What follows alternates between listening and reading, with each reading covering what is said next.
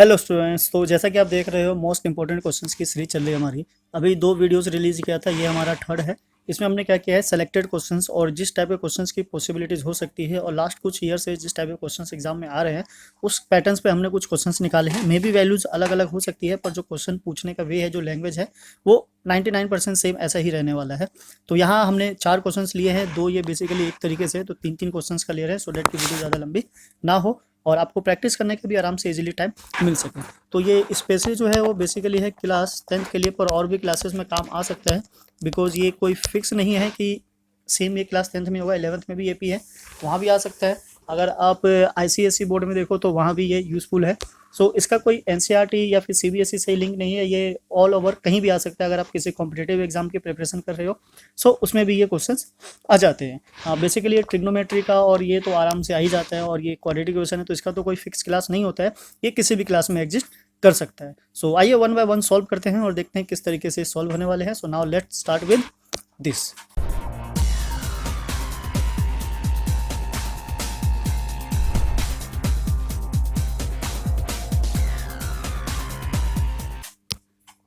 तो यहाँ पे हमने दोनों क्वेश्चंस को ले लिया है। बेसिकली दोनों एक तरीके से सॉल्व होने वाले हैं, बस दोनों में डिफरेंस ये है कि जो मिलर टर्म हमें फाइंड आउट करना है उसमें क्या है, एक में ओड नंबर होने की वजह से पर्टिकुलर मिड वैल्यू आ जाएगी, और यहाँ पे बीच में दो मिड वैल्यू होने की वजह से हमें पता चल जाएगा कि उसकी मिड वैल्यू क्या होगी और क्या नहीं होगी, किसको कंसिडर करना है और किसको नहीं करना है। तो पहले हम यहाँ से स्टार्ट कर लेते हैं मिड वैल्यू वाला।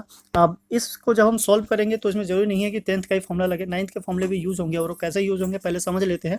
सो उससे पहले हम देखते हैं कि हमारी जो एपी है उस एपी में ए क्या है, 6 है, एन हमें नहीं पता, ठीक है। बेसिकली वही फाइंड आउट करना है, अगर वो मिल जाएगा तो मिड वैल्यू आराम से फाइंड आउट कर सकते हैं ना। उसके बाद हमारा जो डी है, डी सॉल्व कर लेते हैं। This is 13 minus 6, this equals to what, 7।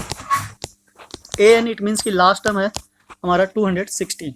So N निकालने के लिए जो फॉर्मूला हमारा यूज होगा, basically a n equals to a plus N minus 1 of D. So value substitute करते हैं 1 बाय 1 और देखते हैं कि जिसका मिड वैल्यू होगा वो क्या होने वाला है। सो हमने वैल्यू जो फाइंड आउट किया यहाँ से ले लिया 216, ए है हमारा 6 प्लस एन हमें नहीं पता है, so N minus 1 and D is what, 7। So चलिए इसको शिफ्ट करते हैं 6 को इस side. This minus 6 equals to this is what, 7 N minus 1। Solve करने के सबके अपने अपने तरीके हो सकते हैं, अपने अपने वे में सॉल्व कर सकते हो, पर वैल्यू जो है वो हमेशा सेम ही आने वाला है। अब ब्रैकेट को ओपन करके सॉल्व करो या ब्रैकेट को क्लोज ही रहने दो, वो मैटर नहीं करता। दिस इज व्हाट 210, और 7 को इधर शिफ्ट करेंगे तो 7 इधर आ जाएगा, n minus 1। Now what, divide करेंगे, दिस इज व्हाट 30, 1 को इधर ले आते हैं, 31 equals to n, then n is equals to 31। तो ये जो हमारी एपी है, इस एपी में टोटल कितने टर्म्स है, 31। तो यहाँ से हम गेस कर सकते हैं कि 31 टर्म्स है तो कुछ टर्म्स लेफ्ट में होंगे और कुछ टर्म्स राइट में होंगे। इट मीन्स लाइक दिस कि अगर हमारा 1 2 दिस यहाँ पे कोई मिड वैल्यू है एंड दिस, ये क्या है, 31 टर्म्स। तो जैसा कि आप देख रहे हो, फर्स्ट टर्म पे 6 है, सेकंड पे 13 है, लास्ट टर्म पे 216 है। तो इस मिड टर्म पर जो वैल्यू होगी वो क्या होगी, हमें बेसिकली वो फाइंड आउट करना है, राइट। क्वेश्चन भी कुछ इस तरीके से है, the mid term of this AP. तो इस एपी का जो मिड टर्म होगा वो क्या होगा। तो बेसिकली अगर हम टर्म्स की बात करें तो टर्म्स हम फाइंड आउट कर लेते हैं, एंड देन आफ्टर उस टर्म पे जो आने वाली वैल्यू होगी हम उसको भी फाइंड आउट कर लेंगे। सो अगर हम टर्म की बात करें, आपको अगर मीडियन याद होगा तो मीडियन में ओड और इवन के लिए 2 अलग अलग केसेस होते हैं। यहाँ पे हमारा क्या है, ये ओड है। सो टर्म्स निकालने के लिए हमें क्या करना होगा, मिड टर्म ले लेते हैं। This is what an plus 1 divided by 2th term, ठीक है। ये इसका क्या होगा, मिडिल टर्म हो जाएगा। सॉल्व करके देखते हैं तो क्या आता है, this is what 31 plus 1 divided by 2th term, this is what 32/2, right. And now this is what 16th term. So इसका जो 16th टर्म होगा वो क्या होगा, मिडिल टर्म होगा। अब अगर पता करना हो कि 16 टर्म पे जो ये एपी की वैल्यू होगी वो क्या आने वाली है, दैट मीन्स कि बेसिकली हमें क्या फाइंड आउट करना है, A16, राइट। इसकी वैल्यू चाहिए। अब अगर इसकी वैल्यू फाइंड आउट करनी हो तो A16 is equals to A plus 15D। Now value substitute कर देते हैं, A6 है हमारा, दिस इज 15 मल्टीप्लाई 7।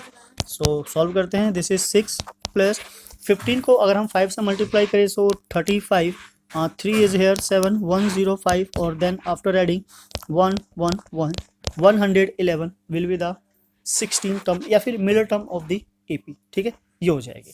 तो इसको दो तरीके से फाइंड आउट कर सकते हो कि ये कि इसका जो मिड टर्म है वो कितना है, या फिर मिड टर्म पे जो आने वाली वैल्यू है वो कितनी है। तो दोनों तरीके से वैल्यूज आ जाएगी।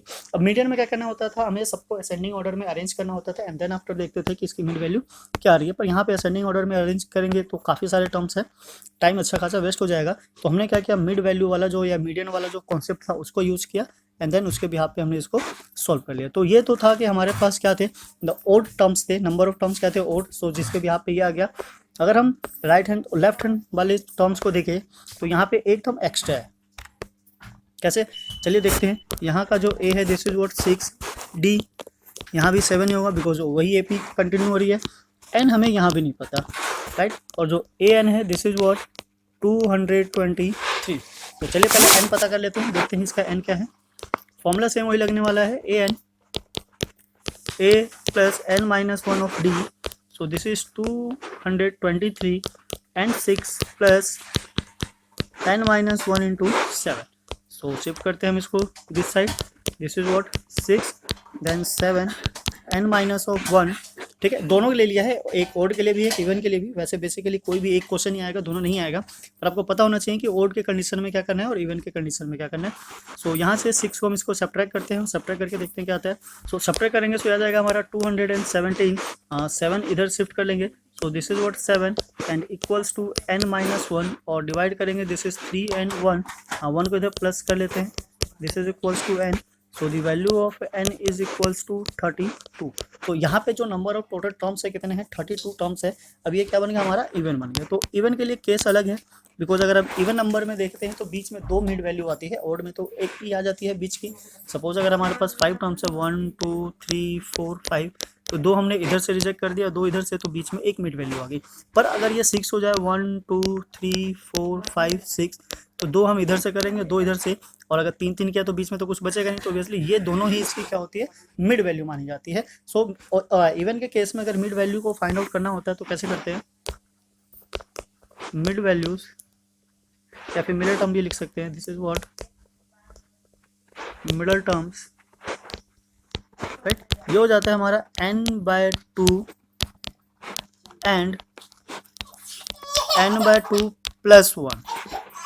सो नाउ ये दो टर्म्स हो गए हमारे मिडल टर्म्स, इनको फाइंड आउट करते हैं। वैल्यू क्या है n की हमारी 32/2 and this is 32/2 plus 1, right.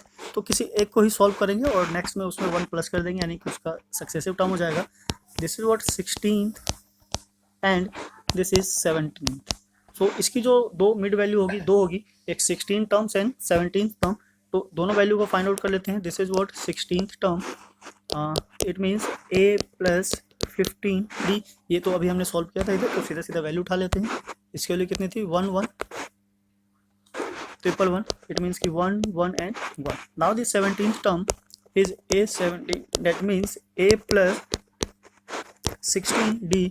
so this is 6 plus 16 multiply 7, and then after multiplying this is what 7 into 6 is 42, this is what 2, and now यहाँ आ गया हमारा 4 7 1 1 2 एंड प्लस 6, तो दोनों को अगर ऐड करेंगे so this is 1 1 8 will be the term.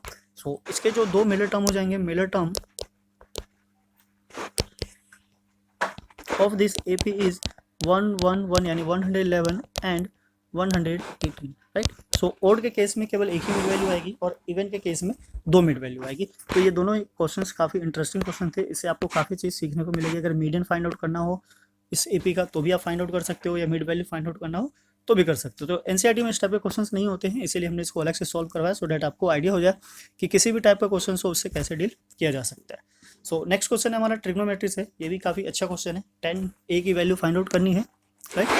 Given है हमारे पास 7a² 7 sin square a plus 3 cos square a equals to 4।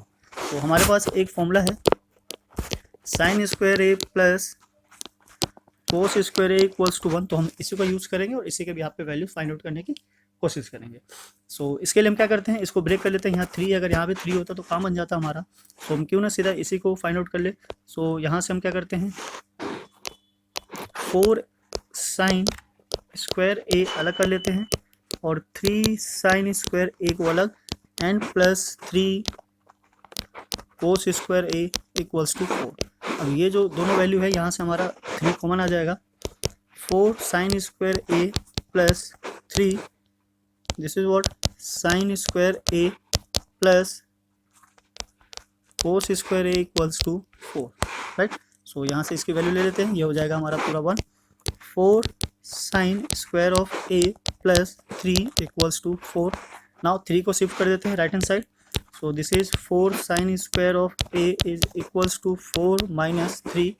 Now then 4 को भी राइट हैंड साइड ले जाते हैं। सो हमारे पास लेफ्ट में रह जाता है sine square of a is equals to 1/4, right. अब स्क्वायर को शिफ्ट करेंगे, so this will become what sine of a equals to root of 1/4। यहाँ पे प्लस माइनस होता है, पर बेसिकली हम यहाँ पे फर्स्ट क्वाड्रेंट की बात कर रहे हैं तो हम पॉजिटिव ही लेंगे।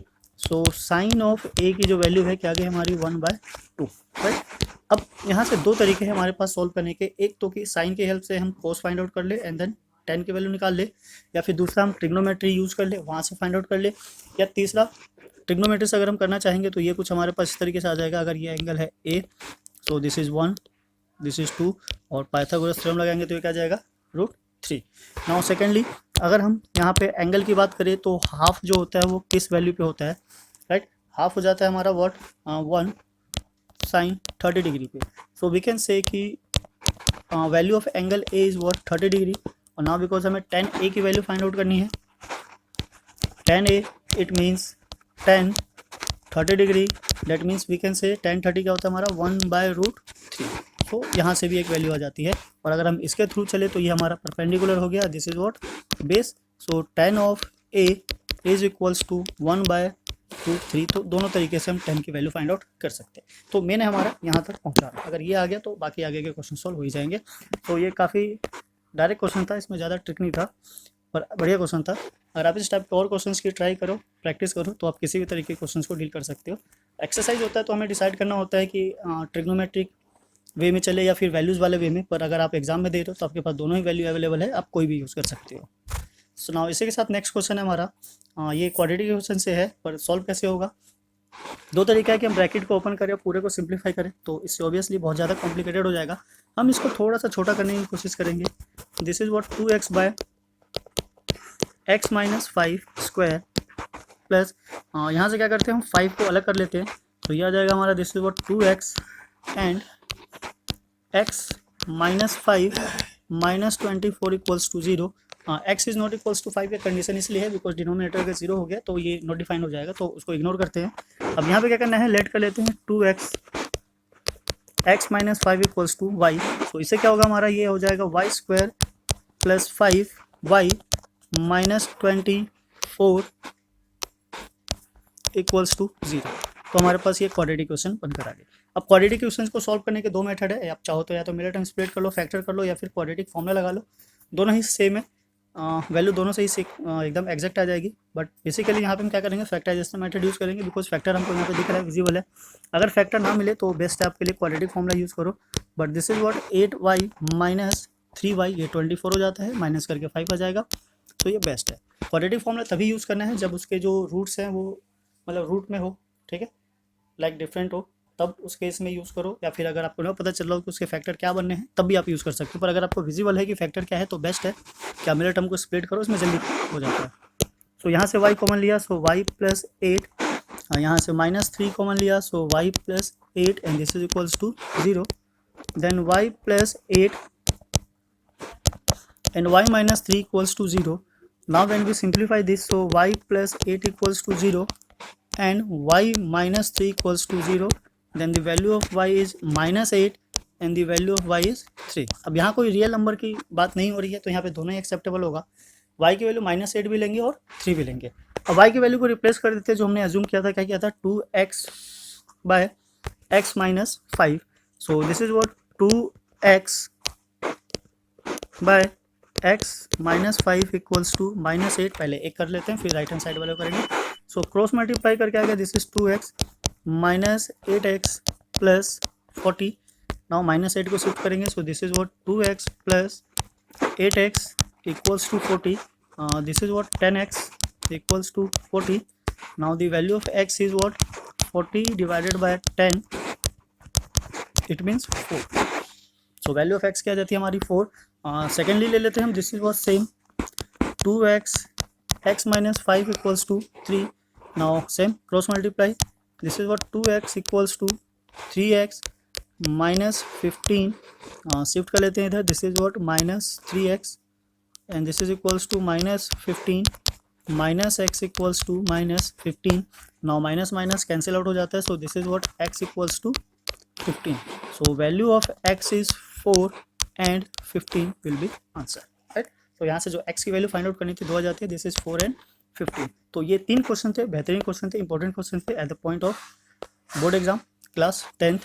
सो ऐसे ही क्वेश्चन के लिए बने रहे हमारे साथ. अगर चैनल पे नए हैं तो प्लीज़ चैनल को सब्सक्राइब करें, बेल आइकन को भी प्रेस करें सो डैट आपके पास सबसे पहले नोटिफिकेशन पहुँच सके. सो ऐसे ही क्वेश्चन के लिए फिर मिलते हैं नेक्स्ट वीडियो में. जय हिंद, जय भारत, थैंक्स फॉर वॉचिंग.